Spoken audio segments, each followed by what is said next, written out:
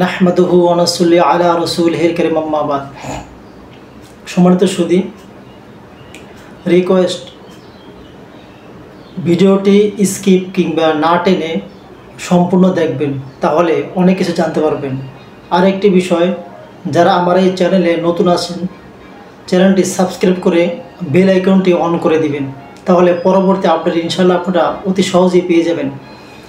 প্রিয় ভাই, যারা সফলতা অর্জন করতে গিয়ে বা কোনো একটা লক্ষ্য অথবা মাকসাদ শত চেষ্টা করার পরও ব্যর্থতার আবদ্ধতা থেকে উঠে আসতে পারতেছে না, শুধু ব্যর্থই, চাই সেটা যে কোনো বিষয়ের হোক, ব্যক্তিগত, পারিবারিক, সামাজিক অথবা রাজনৈতিক কিংবা কর্মজীবন, যে কোনো প্রবলেম বা সমস্যা হোক, সে সফলতা বা তার কাঙ্ক্ষিত স্থানে, তার অভীষ্ট স্থানে পৌঁছতে সক্ষম হচ্ছে না।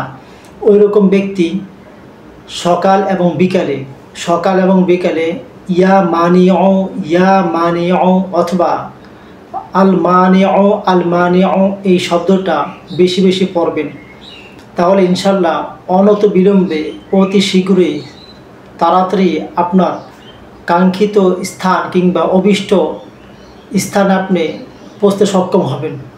প্রিয় ভাই,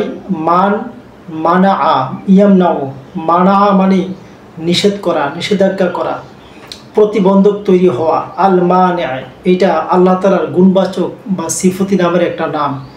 ইয়া মানে অর্থাৎ আল্লাহ তাআলা সব কিছুই তিনি আদেশ করেন এবং নিষেধ করেন এবং সব কিছু থেকে তিনি বিরত রাখতে পারেন। যাই হোক, আমাদের যথাসম্ভব এই বিষয়ের উপর আমল করার চেষ্টা করি।